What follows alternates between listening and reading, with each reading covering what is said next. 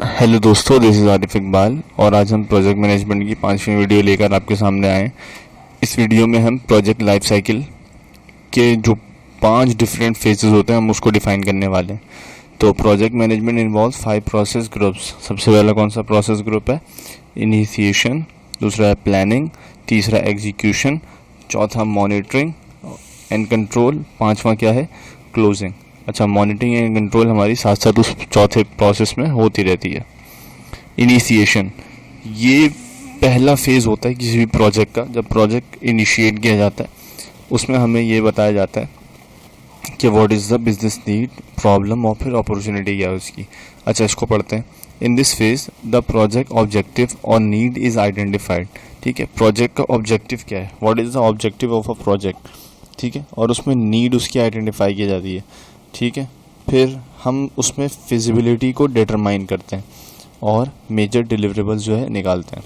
This can be a business problem और opportunity.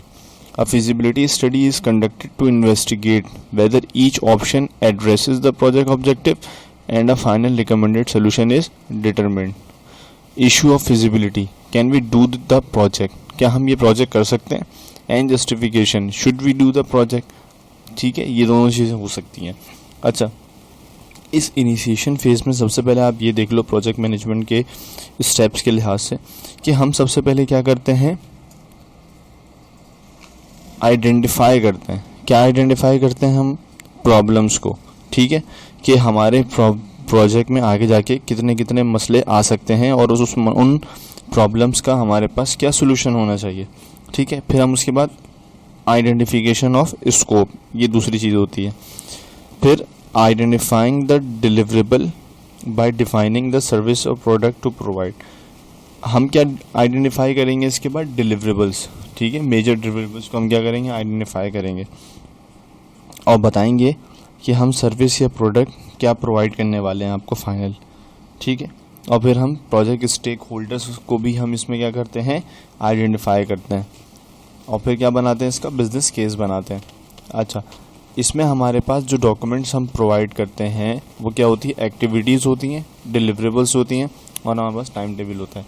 अच्छा, इसको भी पढ़ लेते हैं स्लाइड को। Once the recommended solution is approve, a project is initiated to deliver the approve solution, a project manager is appointed.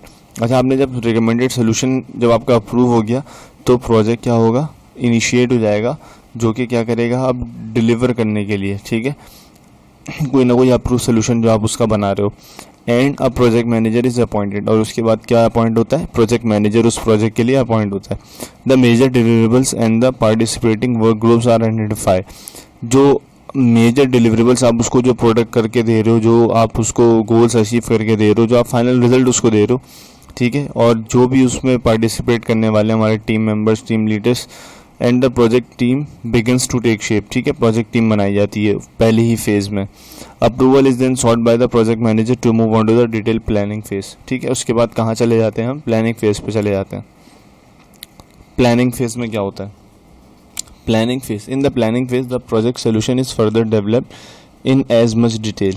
ठीक है, in this step team identifies all of the work to be done. Team क्या करती है? Identify करती है कि कितना कितना काम हम करेंगे। The project task and resources requirements are identified. ठीक है, प्रोजेक्ट के टास्क को और प्रोजेक्ट की रिसोर्सेज रिक्वायरमेंट्स को हम क्या करते हैं? आइडेंटिफाई करते हैं along with the strategy for producing them.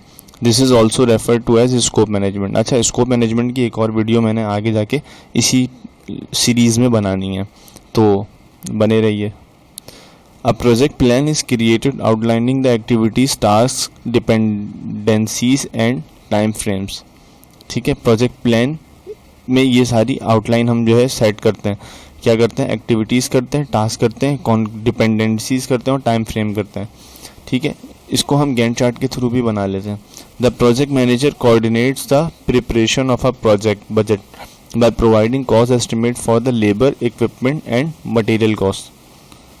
ठीक है, क्या करता है? Project manager coordinates the preparation of a project budget by providing cost estimate निकालता है। ठीक है, लेबर की, इक्विपमेंट की और मटेरियल कॉस्ट की। The budget is used to monitor and control cost expenditures during project implementation. ठीक है, वो बजट कहाँ यूज़ होता है? to monitor and control cost expenditure during project implementation. Once the project team has identified the work, prepared the schedule and estimated the cost, the three fundamental components of the planning process are complete. ठीक है, ये तीन जो है planning के process हैं fundamentals. कौन कौन से? Identify the work, prepare the schedule या schedule and estimated the cost. ये तीन काम होते हैं प्लानिंग में जो कि मेजर इसके फंडामेंटल हैं. This is an excellent time to identify and try to deal with anything that might pose a threat to the successful completion of the project. This is called risk management. अच्छा, अब हम ये बहुत अच्छा time होता है कि हम इसमें रिस्क को जो है फाइंड आउट करते हैं कि हमारे प्रोजेक्ट में क्या क्या हर्डल्स आने वाली हैं आगे. ठीक है. अच्छा, रिस्क मैनेजमेंट में क्या होता है? High threat potential problems are identified along with the action that is to be taken on a each high threat potential problem, either to reduce the probability that the problem will occur or to reduce the impact on the project if it does occur. ठीक है, इसमें क्या बताया जा रहा है कि risk management में high threat potential problems are identified. इसमें क्या की निकाली जाती है कि उसमें हाई थ्रेट क्या along with the action that is to be taken on each high threat potential problem, either to reduce the probability, ठीक है, that the problem will occur or to reduce the impact on the project if it does occur. ठीक है, ये सारी चीज़ें की जाती हैं. This is also a good time to identify all project stakeholders. ठीक है, इसमें हम क्या करेंगे? ऑल जितने भी प्रोजेक्ट स्टेक होल्डर्स हैं उसको क्या करेंगे? आइडेंटिफाई करेंगे एंड इस्टेब्लिश. अच्छा, ये काम प्रोजेक्ट स्टेक होल्डर्स का आप इनिशिएशन फेज में भी कर सकते हैं, प्लानिंग में भी कर सकते हैं. ठीक है. And establish a communication plan describing the information needed and the delivery method to be use to keep the stakeholder inform. इसमें हम क्या करेंगे? स्टेक होल्डर को सारी चीज़ों से प्रोजेक्ट की इन्फॉर्म करते रहेंगे. ठीक है, हम भी कम्युनिकेशन उस प्लान को बिल्ड करते हैं. ठीक है, और जिस तरह की इन्फॉर्मेशन या डिलीवरी मेथड उस तक देनी चाहिए प्रोजेक्ट स्टेक होल्डर से, हम वो उसको प्रोवाइड करते हैं. प्लानिंग में क्या होता है? Finally you will want to document सबसे पहले हम क्या डॉक्यूमेंट करते हैं इसमें? Quality plan, providing quality targets, assurance, quality control measures और acceptance plans. Now the project is ready to be executed. अच्छा, प्लानिंग में हम क्या क्या चीज़ें करते हैं? टीम को बिल्ड करते हैं. ठीक है, क्या करते हैं? सबसे पहला काम है क्या? टीम को बिल्ड करना. फिर क्या करते हैं? बड़े प्रोजेक्ट को छोटे छोटे टास्क में हम क्या करते हैं? ब्रेक कर देते हैं. ठीक है, और फिर स्केड्यूल को बनाते हैं. ठीक है, schedule is prepared, small goals are made. Small goals भी हम इसमें क्या करते हैं? बना रहे होते हैं. ठीक है. अच्छा, इसमें स्टेप्स क्या हो सकते हैं प्रोजेक्ट मैनेजमेंट के हवाले से? कि आइडेंटिफिकेशन ऑफ प्रोजेक्ट टाइमलाइन. ठीक है, आपको टास्क इसमें देखना पड़ता है कि आप क्या टास्क करने जा रहे हो. ठीक है, और इसके कंस्ट्रेंट्स देखने पड़ते हैं. फिर वर्क फ्लो डॉक्यूमेंट बनाना पड़ता है इसमें. फिर एस्टिमेशन ऑफ बजट इसमें करना पड़ता है. ठीक है, कॉस्ट एस्टिमेशन आप इसमें कर रहे होते हैं. फिर गैदरिंग रिसोर्सेज, आप इसमें रिसोर्स गैदर कर रहे होते हैं. ठीक है, फिर रिस्क एंटिसिपेशन आप देख रहे होते हैं इसमें. इसके बाद जो फेज़ आता है वो है कौन सा? Execution phase. अब इसमें प्रोजेक्ट आपने प्लान कर लिया, इनिशिएट भी हो गया वो, उसकी प्लानिंग भी आपने सारी कर ली. अब इसके बाद क्या होता है? अब आप उसको एग्जीक्यूट कराते हो. In this phase the project plan is put into the motion and the work of the project is perform. ठीक है, अब वो मोशन में आ गया, वो रेस्ट में नहीं रहा प्रोजेक्ट. अब वो क्या करेगा? आपका काम करना शुरू कर देगा. ठीक है, प्रोग्रेस इज कंटिन्यूसली मॉनिटर्ड. इसमें आपकी जो प्रोग्रेस होती है वो देखी जा रही होती है बार बार. The project manager uses this information to maintain control over the direction of the project by comparing the progress report within the project plan to measure the performance of the project activities and take corrective actions as needed. और जिसमें project manager क्या करता है? वो सारी information gather करता है और जो प्रोजेक्ट प्लान आपने बनाया हुआ होता है उसी के थ्रू आप जो है प्रोजेक्ट की प्रोग्रेस रिपोर्ट को चेक करते हो कि आधा के प्रोजेक्ट उसी तरह प्रोग्रेस कर रहा है या नहीं कर रहा, हम कितना डेविएट कर रहे हैं यहाँ से. ठीक है, और उसके करेक्टिव एक्शन जो है वो कौन ले रहा होता है? आपका प्रोजेक्ट मैनेजर ले रहा होता है. The first course of action should always be to bring the project back on course, that is to return it to the original plan. ठीक है, आपका काम क्या होता है कि प्रोजेक्ट को उसी की ट्रैक पे रहने देना. If that can not happen the team should record variations from the original plan and record and publish modifications to the plan. ठीक है, ये काम कर रही होती हैं. Status report should always emphasize the anticipated end points in terms of cost, schedule and quality of deliverables. ठीक है, ये स्टेटस रिपोर्ट आपकी वो एम्फेसाइज कर रही होगी। Each project deliverables produced should be reviewed for quality and measured against the acceptance criteria. Once all of the project deliverables have been produced and the customer has accepted the final solution, the project is ready for closure. अच्छा, इसमें क्या होता है, once all for the project deliverables have been produced, सारे आपने क्या कर दिए, जितने भी आपको प्रोजेक्ट डिलीवरेबल्स देने थे या ऑब्जेक्टिव्स आपके पास ही वो आपने सारे अचीव कर लिए वो goal, and the customer has accepted the final solution. अब कस्टमर क्या कर रहा है, आपका उसने फाइनल सोल्यूशन जो एक्सेप्ट कर लिया, the project is ready for closure. अब वो प्रोजेक्ट क्या हो जाएगा, क्लोजर यानी अख्ताम की तरफ चला जाएगा, ठीक है, अपने आखिरी मराहिल में जो है दाखिल हो जाएगा। अच्छा, एग्जीक्यूशन प्रोसेस में आप ये देख सकते हो कि आपका जो वर्क है वो आपकी टाइमलाइन या आपके प्लान के अकॉर्डिंग जो है चल भी रहा है, नहीं चल रहा, ठीक है। इसमें प्रोजेक्ट मैनेजमेंट के स्टेप्स के लिहाज से आप ये बता सकते हो कि टास्क को क्रिएट किया जाता है, ठीक है, और ऑर्गेनाइजिंग वर्क फ्लोस में बनाया जाता है।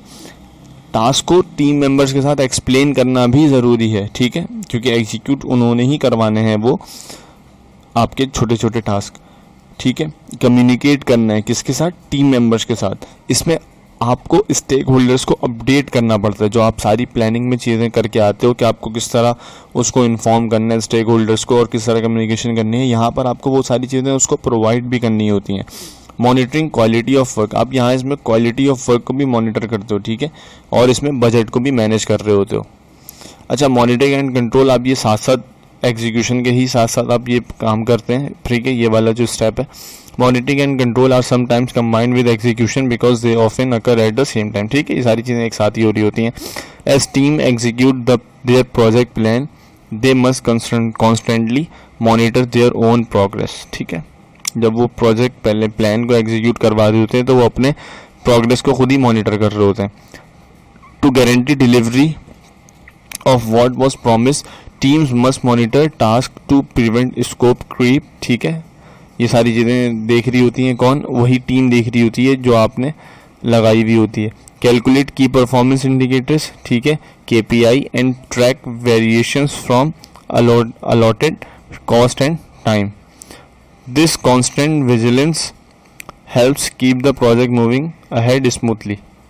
अच्छा, आखिर में आप क्या कर रहे होते हो, क्लोजिंग करते हैं, ठीक है, जिसको कंप्लीशन भी कहते हैं। ये आखिरी में आपने सारी चीज़ें जो है बंद करनी है। ड्यूरिंग द फाइनल क्लोजर और कंप्लीशन फेज द एम्फेसाइजेशन, किस चीज़ में आप जो है आपका जोर होता है, सबसे पहले releasing the final deliverables to the customer. सबसे पहले क्या रिलीज करोगे आप, releasing the final deliverables to the customer, सारी चीज़ें जो फाइनल उसको चाहिए थी आप उसको करके दोगे। Handing over the project document to the business, ठीक है, आप सारे उसको प्रोजेक्ट डॉक्यूमेंट उसके हैंड ओवर करोगे। टर्मिनेटिंग सप्लायर कॉन्ट्रैक्ट, ठीक है, आप क्या करोगे, आपका जो सप्लायर है, जो आपका सब कॉन्ट्रैक्टर्स हैं, आप उसे क्या करोगे, सप्लायर कॉन्ट्रैक्टर्स के आप जो है टर्मिनेट कर दोगे, ठीक है, उनके कॉन्ट्रैक्ट्स। रिलीजिंग प्रोजेक्ट रिसोर्सेज, आप क्या करोगे, प्रोजेक्ट रिसोर्सेज जो है रिलीज करोगे। Communicating the closure of the project to all stakeholders, ठीक है, सारे स्टेक होल्डर्स से आप क्या करोगे, कम्युनिकेट करोगे वो closure. This vital step in the project lifecycle allows the team to evaluate and document the project and move on to the next one, using previous project mistake and success to build stronger processes and more successful team, ठीक है। आप इसी से सीख रहे होते हो इस फाइनल कंप्लीशन के वक्त कि हमने इस प्रोजेक्ट में क्या क्या गलतियाँ की हैं, ठीक है, हमने इस प्रोजेक्ट लाइफ साइकिल में हर स्टेप में यहाँ क्या क्या जो है मिस्टेक्स की हैं, और फिर वो आगे जाके आप क्या कर रहे होते हो, उसी से आप सीख रहे होते हो, ठीक है, और काफ़ी स्ट्रांग हो जाते हो कि अब वो गलतियाँ आप नहीं करोगे जो आपने किसी फेज में की होती हैं, ठीक है। तो इस फेज में हमने क्या क्या सीखा क्लोजर में, कि हम फाइनल डिलीवरेबल्स जो है प्रोवाइड करते हैं, किसको प्रोवाइड करते हैं, अपने स्टेक होल्डर्स को या स्पॉन्सर्स को, ठीक है। रिलीज प्रोजेक्ट रिसोर्सेज, हम इसमें क्या रिलीज करते हैं, प्रोजेक्ट रिसोर्सेज रिलीज करते हैं। डिटरमाइन,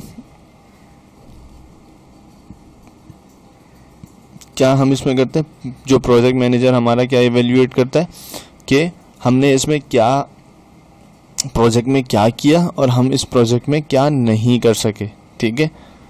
और इसमें हम सक्सेस भी देखते हैं कि हमारा प्रोजेक्ट कितना सक्सेस फुल जो है वो यहाँ पर क्या हुआ है, साबित हुआ है। ठीक है, और प्रोजेक्ट मैनेजमेंट के स्टेप्स के लिहाज से हम इसमें डिटरमाइन क्या कर सकते हैं, गोल्स, क्या हमारे गोल्स क्या थे, इसमें परफॉर्मेंस देख सकते हैं टीम मेंबर्स की। ठीक है, ये भी देख सकते हैं कि भाई हमारे सारे एस्पेक्ट इसमें कंप्लीट हुए नहीं हुए जो हम प्रोजेक्ट को कंप्लीट करने के लिए इसमें हम चाहते थे। ठीक है, रिपोर्ट्स हम बना रहे होते हैं और प्रोवाइड भी कर रहे होते हैं। ठीक है, और हम इसमें क्या फाइनल एनालिसिस को कंडक्ट कर सकते हैं। ठीक है, तो ये थी हमारे पास प्रोजेक्ट लाइफ साइकिल और उसके फेजेस, 5 फेजेस। ठीक है, इन 5 फेजेस के थ्रू ही एक प्रोजेक्ट जो है वो क्या होता है, कंप्लीट होता है। ठीक है, नेक्स्ट वीडियो में मैं आपको प्रोजेक्ट लाइफ साइकिल और प्रोडक्ट लाइफ साइकिल का डिफरेंस बताने वाला हूँ। Thank you.